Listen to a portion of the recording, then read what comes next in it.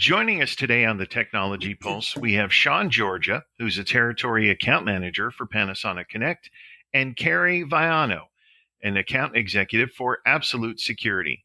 Sean and Carrie, thanks so much for joining us today. Let's have you introduce yourselves so everybody understands who we're talking to today. Sean, we'll have you go first. Tell us about your role at Panasonic. Hi, thanks, Rick. It's a pleasure to be here with you today. I'll say that first off. And secondly, it's a pleasure for me to be working with Panasonic Connect as well. I've been with Panasonic for approximately 2.5 years now. And I like to tell people when this comes up that they successfully recruited me away from my previous position. My previous position was I spent 26 years with the Pennsylvania State Police. And the last 6 years of my fantastic career, and it really was a fantastic career, was spent in our Bureau of Communications and Information Services. And I retired as the director of our bureau. And how that matters to this conversation and how it matters to Panasonic is that my bureau had overall responsibility for implementing, maintaining all of the operational technology utilized by our troopers across the Commonwealth of Pennsylvania, as well as our land mobile radio system, which we are extremely proud of. Our technology stack included Panasonic CF31s at the time when I left. And so I had extreme visibility into how Panasonic works with the public sector and specifically criminal justice agencies. But I also had purview over our records management system, our CAD dispatching function, our emergency response capabilities to an organized emergency, such as helping establish a joint operations center with our emergency command post.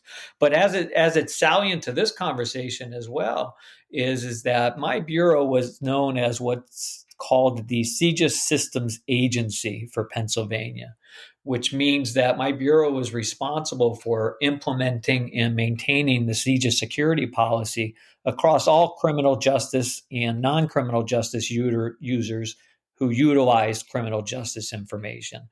And so Panasonic thought that my background would be a good fit to fill the niche of professional services at Panasonic. And I'm happy to be with the company and represent us in this conversation. So thank you.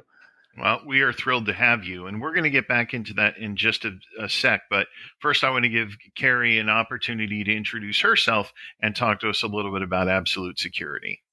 Perfect. Thanks, Rick. And of course, I had to follow up with Sean's impressive resume, but I'll do my best to try to live up to make litmus. So my name's Carrie Vaiano. Thanks again for having us on this chat today. I have been with Absolute Software for a little over 4 years. And I while I don't have the impressive resume that Sean has, I do have an extensive experience in working with state and local government in providing different technology solutions over the course of my career. And I would say that spans of about 15 years or so, having a deep knowledge specifically in the Northeast area. So very excited to be here and looking forward to having a continuing conversation. Well, Carrie, thanks so much for that background. Now, Sean, getting back to you, you were talking about CJIS and CJIS security policy. Can you explain that to folks in layman's terms?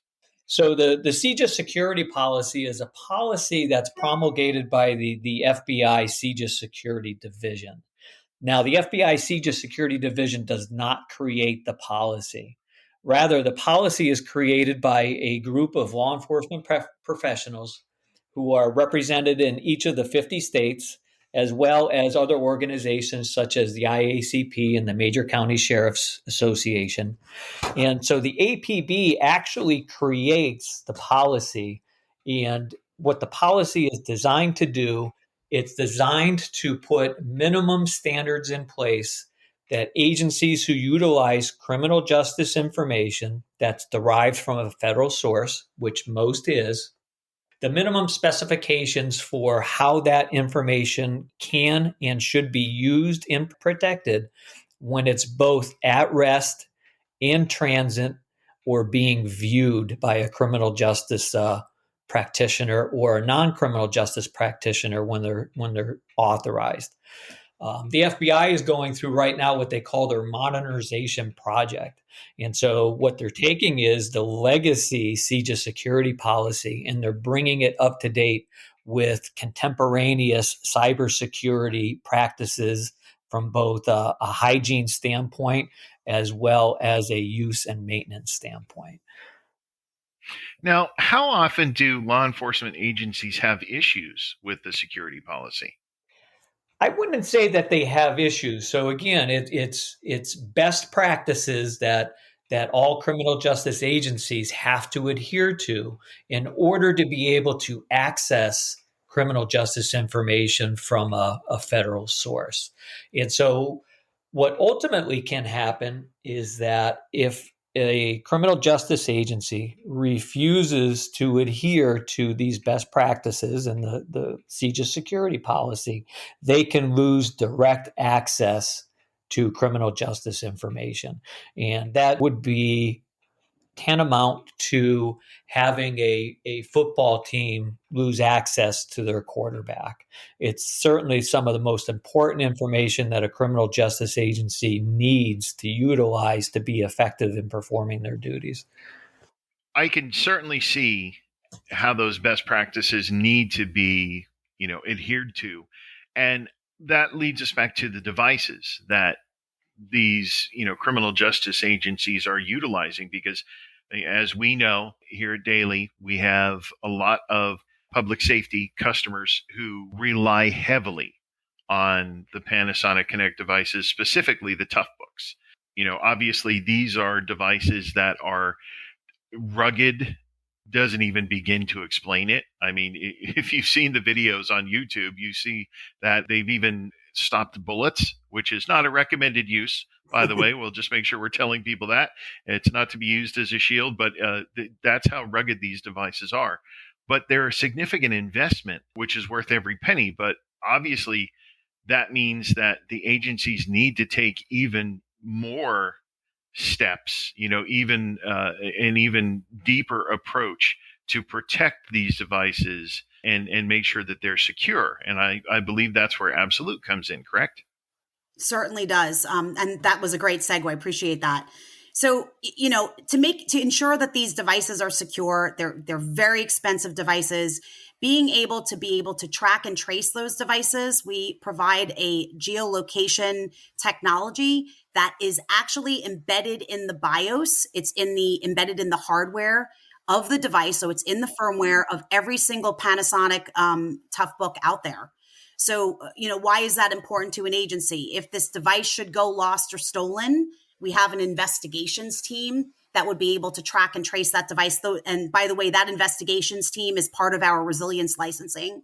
And it actually does provide that service to actually take over that search for that device through our on-staff people that are technically sworn-in officers, ex-NYPD, FBI folks with long histories in law enforcement to help track and trace those devices if they need to get located.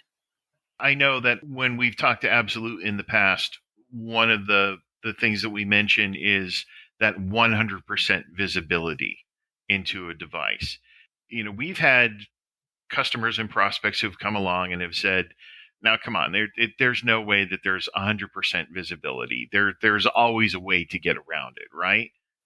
So let's put it this way. If a device should go lost or stolen and someone tries to reinstall the operating system and they try to replace the hard drive, Absolute, because we're in the BIOS, will actually self-heal and reinstall itself, unbeknownst to that user.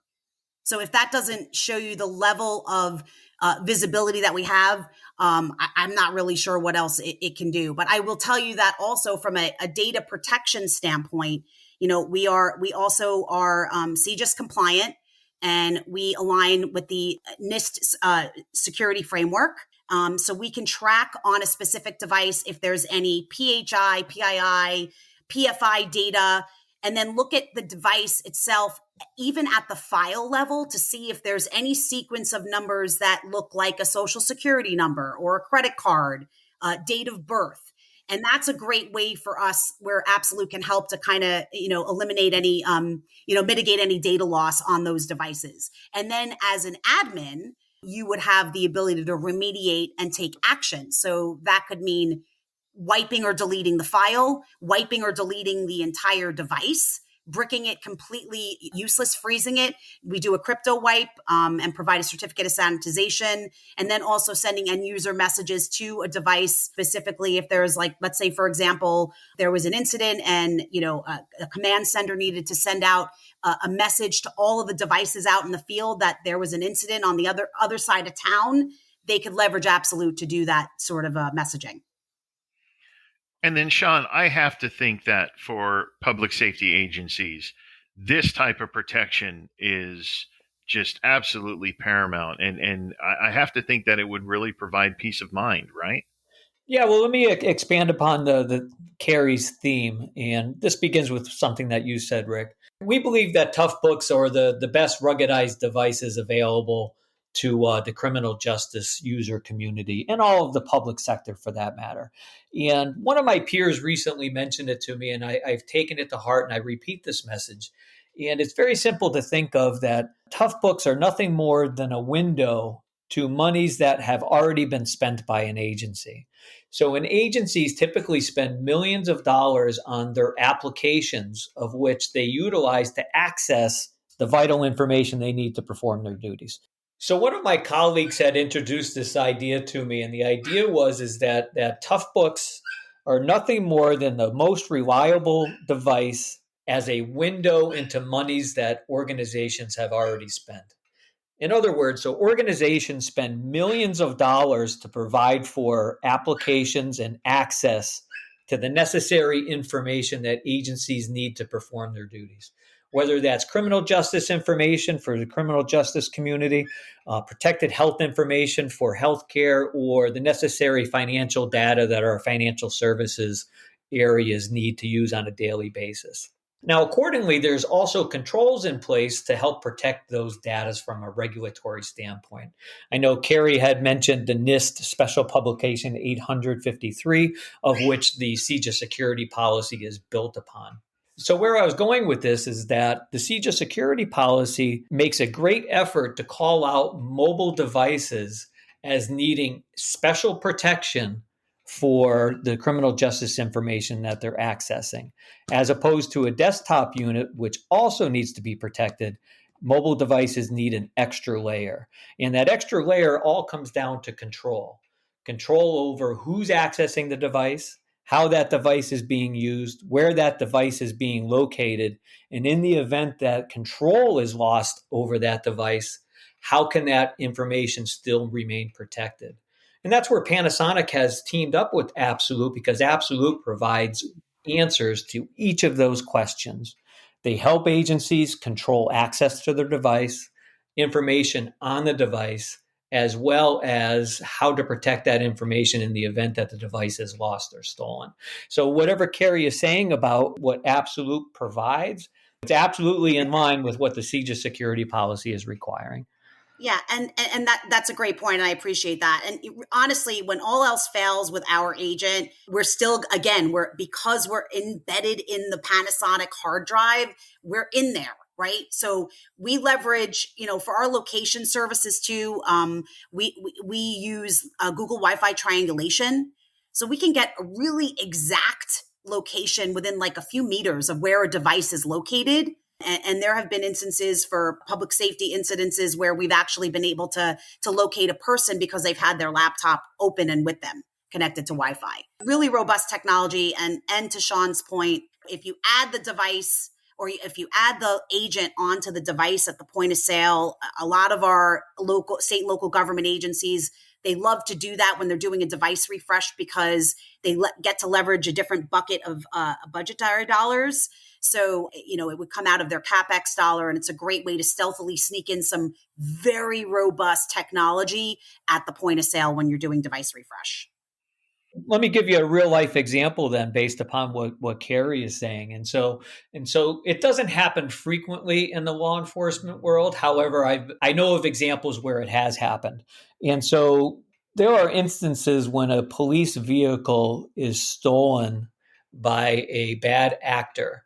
And within the police vehicle, you would imagine there's any number of pieces of technology that are necessary to be utilized. One of that is land mobile radio. And so land mobile radio, at least the systems I'm familiar with, have the ability to brick a device if it's outside the control of the law enforcement officer. Now, Absolute provides the opportunity to also brick a device if it's outside the control of the officer. So, in that instance, if a police vehicle is stolen, and I know this is an extreme example, now management can both brick the communications inside that vehicle as provided by land mobile radio, but now they can also brick the device that's providing access to critical sensitive information. Those are scenarios that happen. I don't want to say on a daily basis, but as an extreme example, it does happen in the law enforcement world. Everything you're saying, I mean, these are not only incredible devices, but then by adding this additional digital tether, we're not only talking about protecting the data, we're talking about, even in certain instances, the ability to protect and save the public safety personnel. Because taking, for example, a situation where, and again, these things do happen, where an officer is out on a call and is suddenly immobilized for whatever reason, unable to communicate. Having that ability, as Carrie was talking about, to locate that device that's in a patrol car or with the officer, and being able to triangulate that, I would say, is just something that could be invaluable to the law enforcement community. Oh, absolutely. And Yeah. one thing that Carrie hasn't mentioned yet, and I'm sure she'll get into, is what I find absolutely amazing about Absolute as well. Now, we talked about how criminal justice agencies spend a great deal of their budget on applications to make these devices work and perform better and to provide access to information. But Absolute also provides the ability for these applications, many of which to be self-healing. Because let's face it, not only are there real life emergencies, but there's administrative emergencies as well, where an end user, either nefariously or by accident, can try to alter, delete, or obstruct an application and how it's being utilized on a device. And Absolute has the ability to take those applications and enter them into a self-healing mode. And I'll let Carrie expand upon that. No, that's great. And I touched on the topic a little bit earlier in the conversation. I may have gotten ahead of myself, but it's called application persistence. So you have these different security applications that are on your device. And we can actually persist. There's over 80 applications that we can persist in in our catalog. So for example, you're doing a Windows update, and oftentimes applications will get broken in that process, or a security patch of some sort.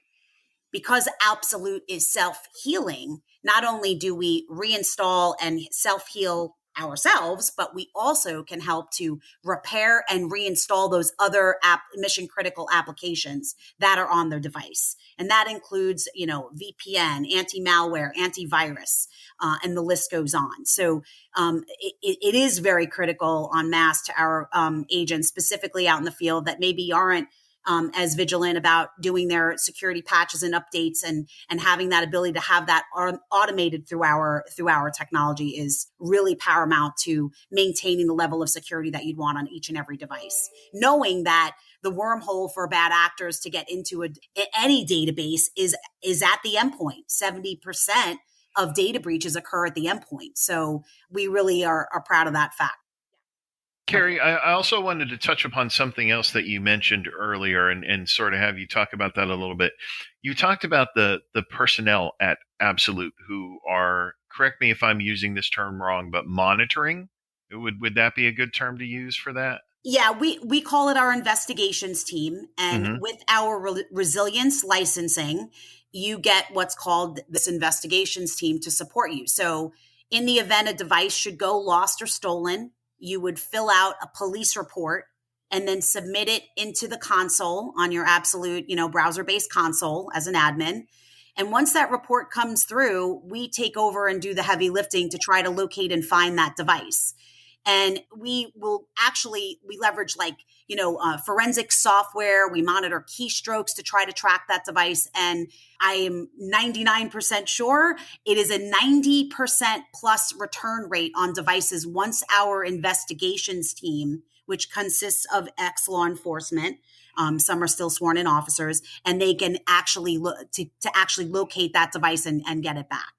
And you have a couple of different options. I mean, it doesn't always have to be that extreme, motion of, oh, I'm going to, put a police report out. It could be something as simple as, let me send out an end user message to this user. This officer retired and they thought for some reason that their tough book was a parting gift for them. So, you can actually send them an end user message and say, hey, can you please return this device back to to our IT department? We know that you still have it. Or you could just freeze the device, render it completely useless, or brick it entirely. So you have a couple of different options and steps that you can take to try to ensure the safety of the device, the location of the device, the health of device, before you have to go to the extreme of actually filling out a police report. But that is certainly an option. Hey, Carrie, as a former investigator, if I ever came close to a 90% closing rate, I would have been a rock star. So right? Congratulations to you guys. That's fantastic. Yeah, they do a really, really good job. And I mentioned the Google Wi-Fi triangulation. Like, we don't leverage GPS data to try to track those devices, which is another reason why we get so close to where a device is actually located. It's definitely a unique way of tracking and tracing. And again, the investigations team that we have on staff actually just bolsters our ability to get those devices back.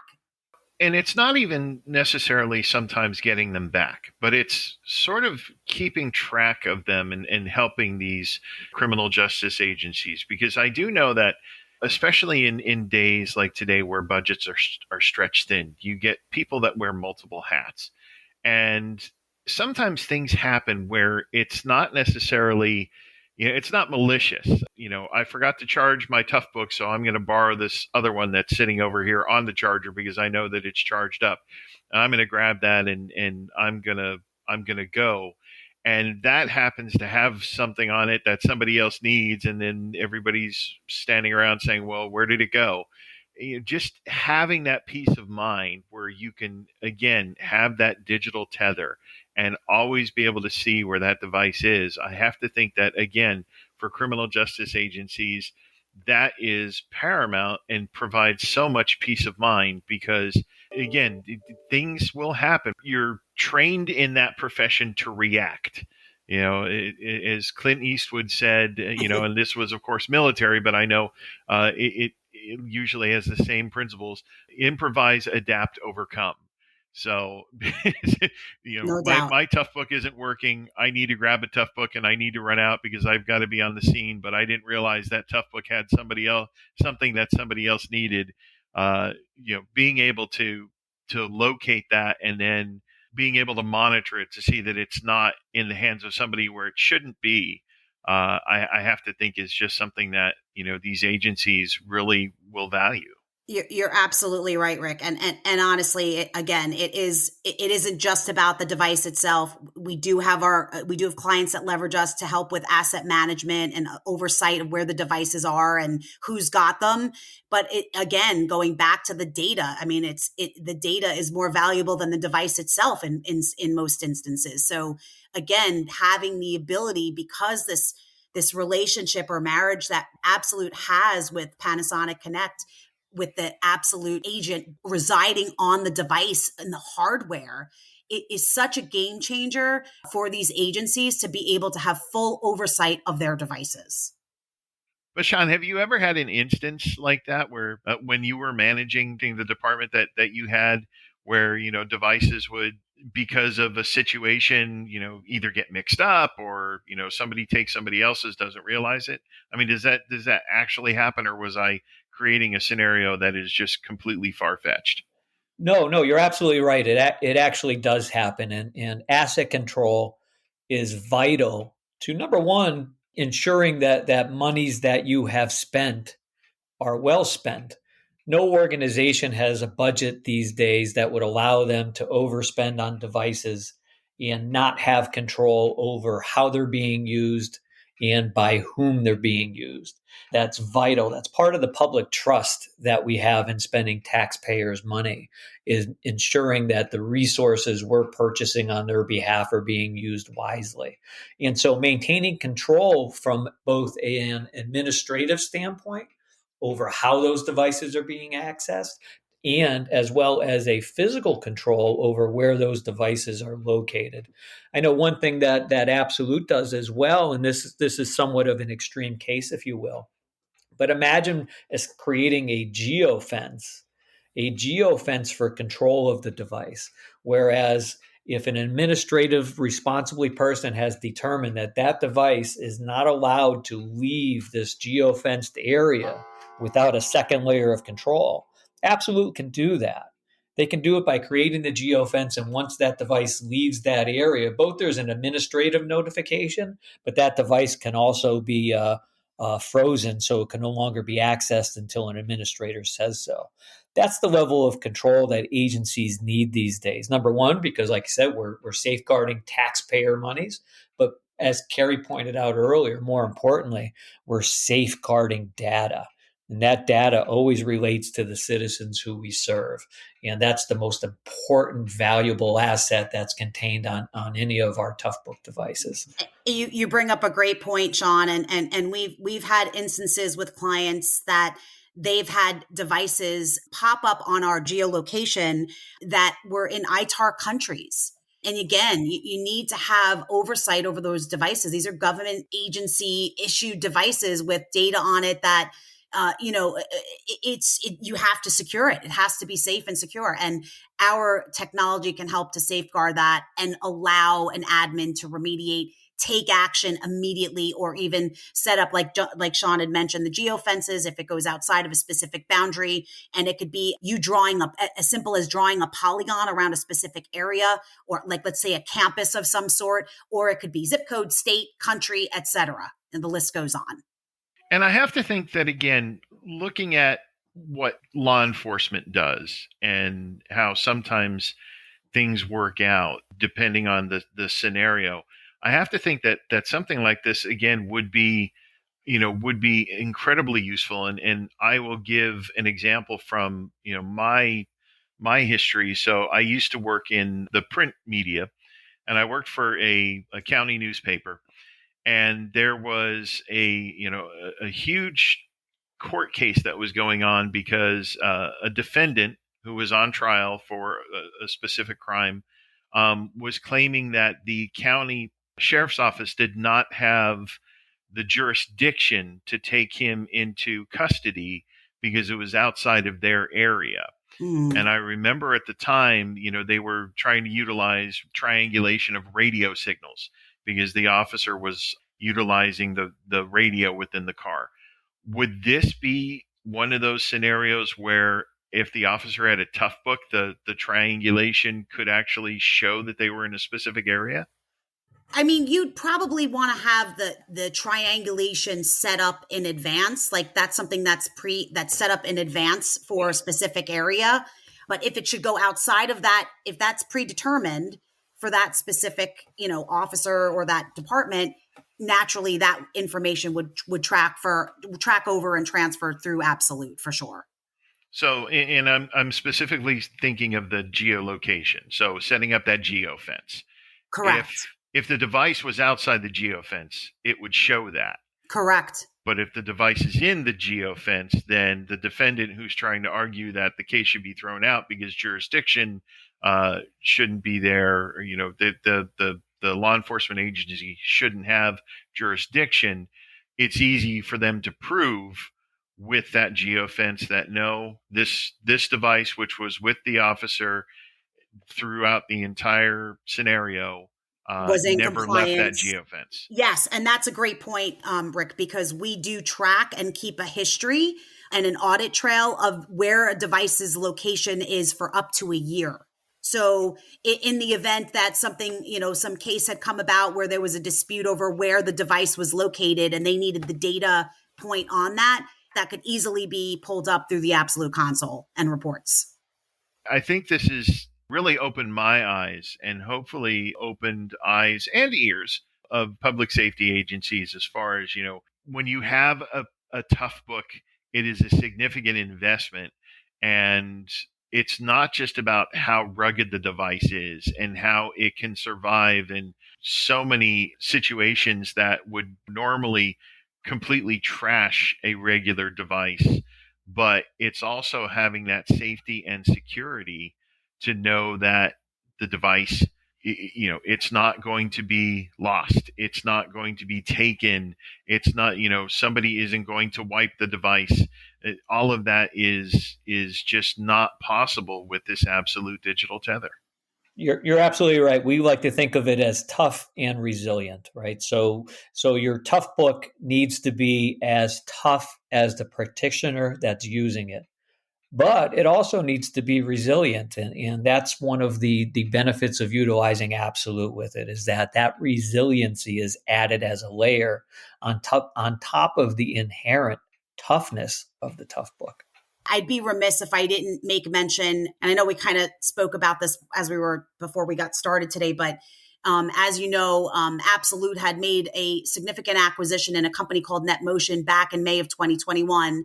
And the reason why I think it's important, I know it's a little off topic to bring it up, is that we do a lot of work within law enforcement and first responders. And a lot of those folks, they use those tough books. And this acquisition was very significant in that it helped to really expand our product offering beyond the endpoint resilience, because now we're offering like a network centric platform that actually can provide, first responders that are in the field, this secure access or VPN secure tunnel. I call it VPN on steroids, if you will, that actually allows them to access different, cell towers as they're driving down the road, responding to an incident, and they're moving in between different networks specifically in remote locations. So I always like to bring that up because a lot of our folks that have that product, they are also all in on their tough books. And this is just another piece of the Absolute puzzle that I think that we fill in as it relates to really shoring up a specific agency's security stack. No, and that's fantastic. And again, we certainly appreciate the partnership that we have had with Absolute over the years, as well as Panasonic Connect. So I'm really glad that we were able to take this time today and talk about what amazing technology solutions we can offer our customers. Yeah, Rick, we like to think of ourselves as a total solution provider, just like DALY does, and Absolute is a very strong portion of that. So thank you for your partnership, and as always, we appreciate Absolute's partnership as well. And don't get me wrong, I always enjoy talking to Carrie as well. So I'll take any opportunity to do that. Likewise, Sean and Rick, thank you again for inviting us to the table to have this conversation. I mean, cybersecurity is on front and center for every agency or any organization, really. So we're happy to be here to offer up some of our experiences and expertise, hopefully. Well, Sean and Carrie, again, we appreciate your time today. Thank you so much for joining the Technology Pulse, and we look forward to having you both back on again in the future.